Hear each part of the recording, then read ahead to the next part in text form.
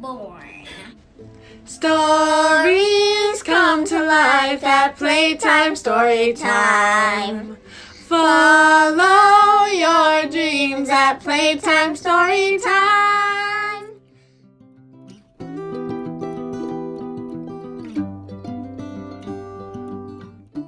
Hi kids, it's me Daisy. Welcome to Playtime Story Time. Remember my brother Blue Blue? Hi kids! Today we have a special guest. Her name is Tortuga. Come on, Tortuga, don't be shy. Hi kids! Today we're going to read Island Born. I'm really excited. I hope you enjoy it.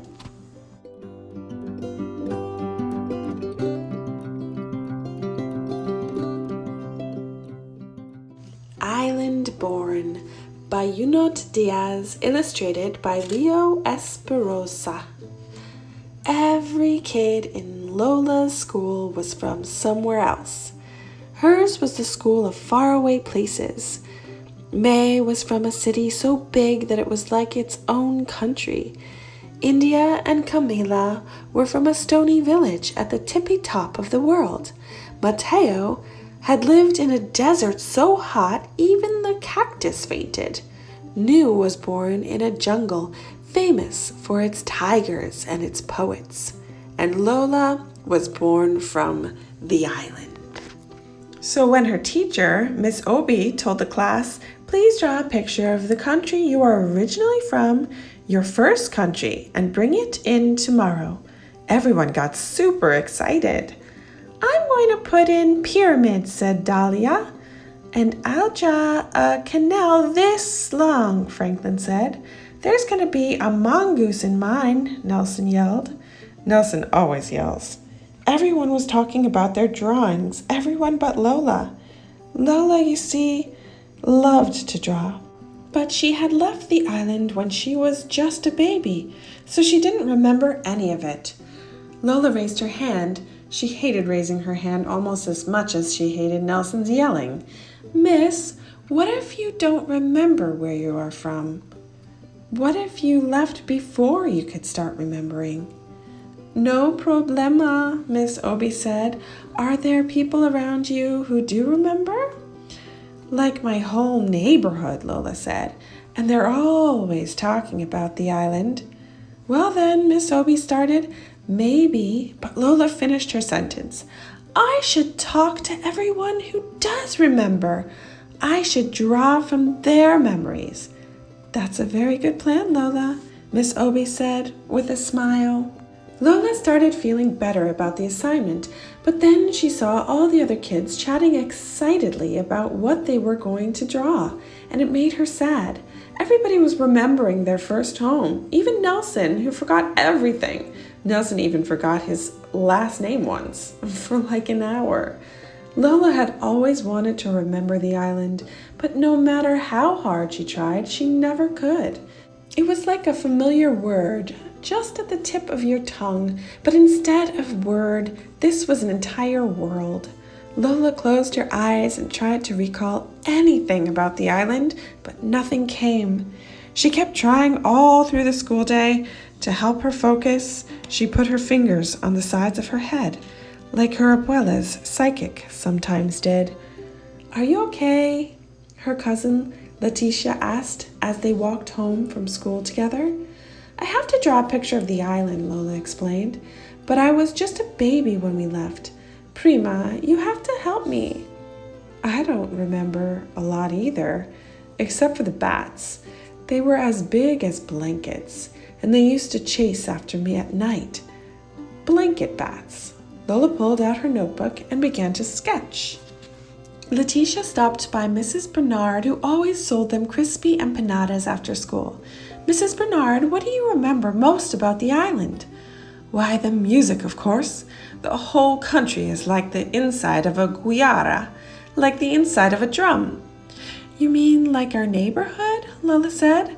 The neighborhood had so much music it was like a radio with the dial broken off. On the island, there's even more music. There's more music than air, and everyone is always dancing. Even in their sleep, people dance. Sleep dancing, Lola sketched. Letitia led Lola into the barber shop that her brother Jonathan owned. Lola has to do an assignment about the island. She needs to know what you remember most about it. Wepa, said Jonathan, laughing. The agua de coco. How wonderful it tastes when you drink it right from the coconut. Mr. Rodriguez sat up in the chair, and the mangoes that are the size of your head and so sweet.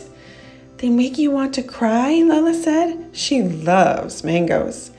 That's it exactly. How much color there is, said the woman waiting with her son. Colorful cars, colorful houses, flowers everywhere.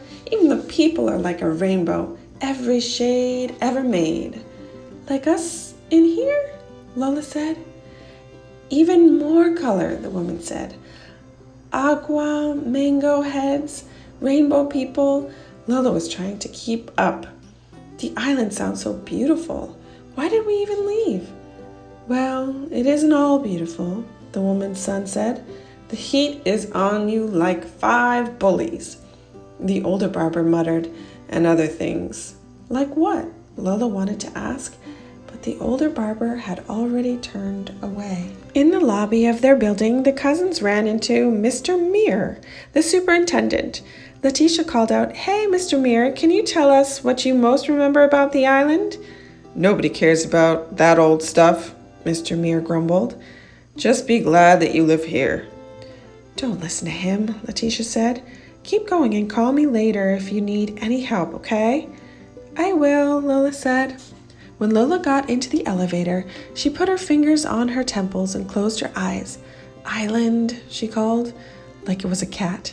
"Island."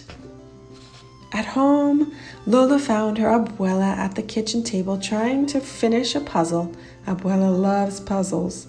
"Abuela, I'm supposed to draw a picture of the island for school, but I don't remember it." "Why don't I remember it?" "Yeah, you were just a baby when you left, but the other kids remember. Just because you don't remember a place doesn't mean it's not in you." "Will you tell me what you remember most?" Lola asked. "Of course. What I remember most is the beaches. Yeah, our beaches are poetry. You know when you hear your favorite poem? That's how it is to be on our beaches. Fish jump from the waves into your lap. And at sunset, sometimes the dolphins will come out of the water to bow goodnight. And up north, where I'm from, there are even whales in the surf. Beach poetry, dolphins, surfing whales, Lola sketched as fast as she could. Lola's mother stuck her head in from the kitchen. "Yeah, what I remember most is the hurricane that hit the island right after you were born, like the biggest, baddest wolf of all. It huffed and puffed and blew thousands of houses into the sky." "Where were we?" Lola asked, her eyes wide. "We were hiding under the bed, is where we were," Abuela said. "That's right," her mother said. "And you know what? You never cried once. You were such a brave little girl." "I wish I could remember that," Lola sighed. "Well, it happened," her mother said. "You might not remember the island, but it remembers you." "You should really talk to Mr. Meir," Abuela suggested. "He knows more about the island than almost anybody." "We tried asking him," Lola said, "but he didn't want to help. Mr. Meir can be a little grouchy sometimes. Let me talk to Mrs. Meir. I bet you we can get him to help." Abuela called downstairs and shouted at Mrs. Meir, who then shouted at Mr. Meir. The old people were always shouting at each other. That's how they talked. Maybe Nelson was an old person in training. "Go on down," Abuela said. "Mr. Meir said he would try to help." Lola was a little nervous, but that didn't stop her from knocking on the super's door. Mrs. Meir let her in. "Look how big you've gotten, Lola. Mr. Meir is in his workshop. Go right on in." Mr. Mear looked up from the contraption he was fixing. Your grandma says you've been interviewing people about the island. Lola nodded nervously. Yes, sir, it's for class assignment. What have they told you? She flipped through the sketches. Bat blankets, more music than air, fruit that makes you cry, beach poems, and hurricane like a wolf. I see, Mr. Mear said. So no one told you about the monster? Lola's eyes got wide. She shook her head. No. Even those who know don't always want to talk about him. Mr. Mear turned towards the old worn map he had of the island. Our island has always been a beautiful place. It was when I was your age, and it is today. But even the most beautiful places can attract a monster. A long time ago, long before you were born, that's exactly what happened. A monster fell upon our poor island. For once, Lola's pencil didn't move. It was the most dreadful monster anyone had ever seen. The whole island was terrified and no one could defeat it. It was just too strong. For 30 years the monster did as it pleased. It could destroy an entire town with a single word and make a whole family disappear simply by looking at it. Lola's curly hair was uncurling with fear. Did you see the monster, Mr. Mear? Yes, all the time. Were you scared? We were all very scared. Lola's heart was pounding. So what happened next, Mr. Mear? What should always happen to monsters? Heroes rose up. Strong, smart young women, just like you, Lola. And a few strong, smart young men, too. They got tired of being afraid and fought the monster. What a titanic battle that was. The whole island shook from their struggle.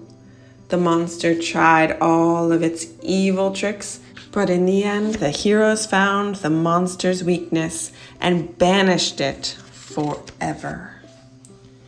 Whoa, Lola whispered. What happened to the heroes? No one knows, really. It was so long ago. Mr. Mear took off his glasses and sighed. Anyway, you should get back upstairs. It's getting close to dinner time. Thank you, Mr. Mear, Lola said. Thank you for all your help. How did it go? Lola's mother asked. It was really good. Lola looked at the blank page in her hands. Lola spent the rest of the night drawing the island. She started out with one page, but she needed more room. So she added another page and then another, and soon she had a book. She worked through dinner and she worked in bed and was just finishing the last touches on the cover when her abuela came in to check on her. Abuela picked up a drawing of the final battle and she got really still. Abuela, did you know about the monster? Of course, Tija. Why do you think so many of us are here in the north? Lola put her arms around her abuela. You must have been so scared. Sometimes we were, her abuela whispered, but we were also brave. The next day, it snowed. Lola put on her scarf and boots and stuffed her assignment under her coat. Bendición, Mommy. Bendición, Abuela.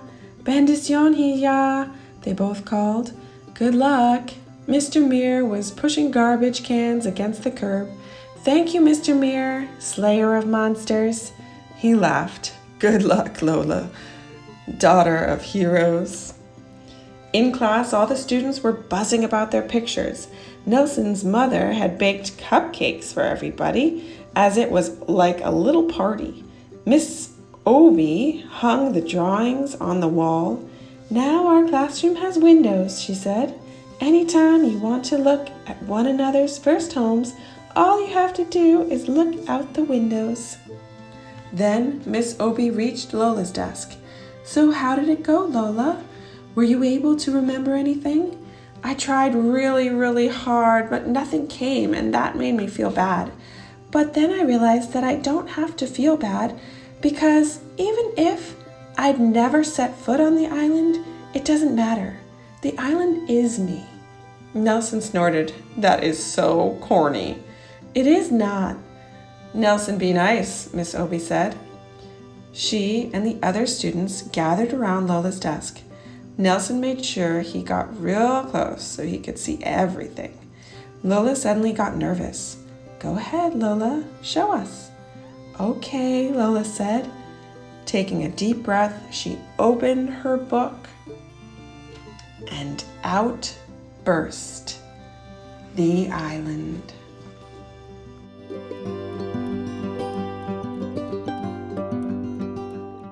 Bye, kids. Thanks so much for joining us. And thank you, Lola, for sharing your wonderful story about the island that you are from. Bye, kids.